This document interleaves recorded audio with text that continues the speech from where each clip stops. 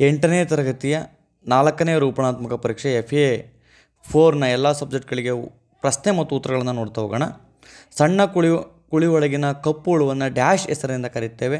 ಸಕ್ಕರೆಯ ತತ್ಸಮ ರೂಪ, ಮುದ್ರಣನಿಗೆ ಸಿದ್ಧಿಸಿದ ಮಂತ್ರದ ಹೆಸರು, ಸಮಾಸ ಎಂದರೇನು, ಕೋಗಿಲೆ ಗಾನಕ್ಕೆ ಪ್ರಕೃತಿಯು ಹೇಗೆ ಸ್ಪಂದಿಸಿತು, ಕತಿ ಈ ಪದದ ನಾನಾರ್ಥಕಗಳು, ಹಪ್ಪುದಪ್ಪುದು ತಪ್ಪೆಂಬಿದು ಸಂದರ್ಭ ಸಹಿತವಾಗಿ ವಿವರಿಸುವುದು ಹೇಗೆ, ಇವೆಲ್ಲವೂ ಕೂಡ ಈ ಪದ್ಯ ಭಾಗವನ್ನು ಪೂರ್ಣಗೊಳಿಸಿರುವಂಥದ್ದು.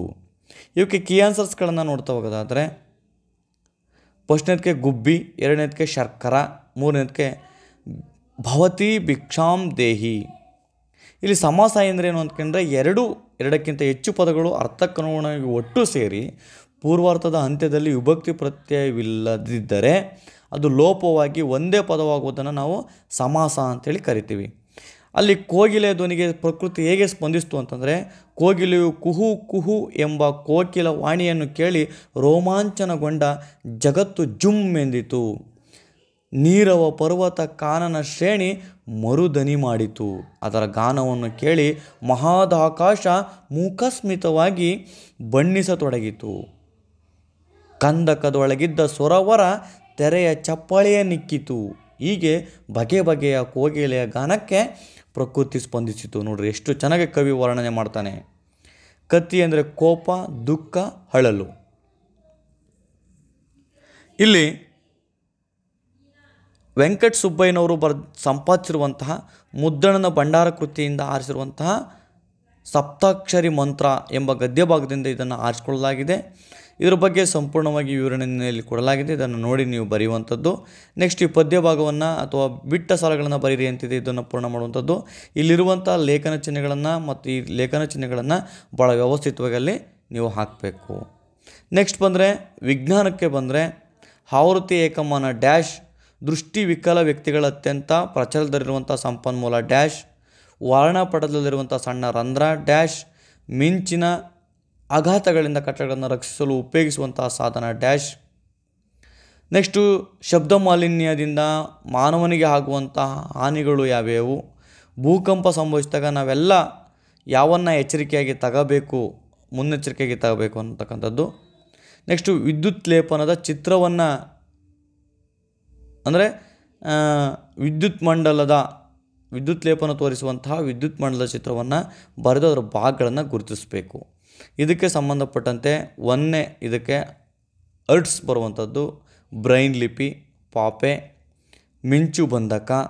ಇಲ್ಲಿ ಶಬ್ದ ಮಾಲಿನ್ಯದಿಂದ ನಮಗೆ ನಿದ್ರೆಹೀನತೆ ಉಂಟಾಗುತ್ತೆ, ಅತಿಯಾದ ರಕ್ತದೊತ್ತಡ ಆಗುತ್ತೆ, ಆತಂಕ, ಅಸ್ವಸ್ಥತೆ, ಭಾಳ ಅತಿಯಾಗಿ ಶಬ್ದ ಬಂತಪ್ಪ ಅಂದರೆ ನಾವೇ ಕಿವುಡರಾಗೋಂಥ ಚಾನ್ಸಸ್ ಇರ್ತೈತೆ. ನೆಕ್ಸ್ಟು ಕಟ್ಟಡಗಳು, ಮರಗಳು, ಮಲಿನ ವಿದ್ಯುತ್ ತಂತಿಗಳಿಂದ ದೂರದಲ್ಲಿರುವಂತಹ ಸೂಕ್ತ ಸ್ಥಳವನ್ನು ಹುಡುಕಿಕೊಂಡು ನೆಲದ ಮೇಲೆ ಮಲಗಿರಿ. ಕಟ್ಟಡಗಳು ಅಥವಾ ಮರಗಳು, ಮೇಲಿನ ವಿದ್ಯುತ್ ತಂತಿಗಳಿಂದ ದೂರದಲ್ಲಿರುವಂತಹ ಸೂಕ್ತ ಸ್ಥಳಗಳನ್ನು ಹುಡುಕಿಕೊಂಡು, ಮರಗಳು ಕಟ್ಟಡಗಳಿಂದ ದೂರ ಮತ್ತು ವಿದ್ಯುತ್ ತಂತಿಯಿಂದ ದೂರದಲ್ಲಿರುವಂತಹ ಸೂಕ್ತ ಸ್ಥಳಗಳನ್ನು ಹುಡುಕೊಳ್ಬೇಕು. ನೆಲದ ಮೇಲೆ ಇಲ್ಲಾಂದರೆ ಸಂಪೂರ್ಣವಾಗಿ ಮಲಗಬೇಕು. ನೆಕ್ಸ್ಟು ಕಾರು ಅಥವಾ ಬಸ್ನಲ್ಲಿದ್ದರೆ ಹೊರ ಬರಬೇಡಿ. ಚಾಲಕನಿಗೆ ನಿಧಾನವಾಗಿ ಯಾವುದೇ ಅಡಚಣೆಗಳಿಲ್ಲದ ಸ್ಥಳಕ್ಕೆ ಚಲಿಸಲು ತಿಳಿಸಿ.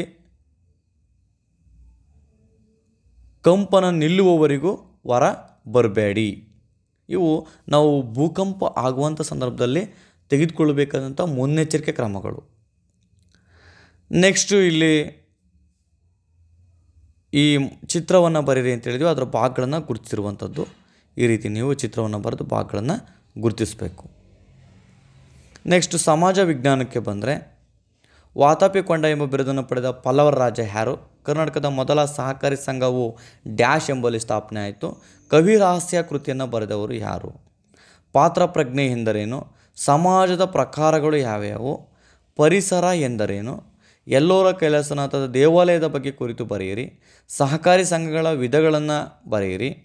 ಅವಕ್ಕೆ ನೋಡೋದಾದರೆ ಫಸ್ಟ್ನೇ ಕ್ವಶನ್ಸ್ಗೆ ನರಸಿಂಹವರ್ಮ. ಸಹಕಾರ ಸಂಘ ಮೊದಲು ಸ್ಥಾಪನೆ ಆದಂಥ ಸ್ಥಳ ಕಣಗಿಲ ಹಾಳ್. ಇದು ಅಲ ಯುದ್ಧ ಬರೆದಿರುವಂಥದ್ದು ಪುಸ್ತಕ ಅದು. ನೆಕ್ಸ್ಟು ಪ್ರತಿಯೊಬ್ಬ ವ್ಯಕ್ತಿಯು ತನಗೆ ವಹಿಸಿದ ಪಾತ್ರವನ್ನು ನಿರ್ವಹಿಸುವುದೇ ಪಾತ್ರ ಪ್ರಜ್ಞೆ. ಇದು ಎಲ್ಲರಿಗೂ ಬೇಕು ವ್ಯಕ್ತಿಗಳಿಗೆ.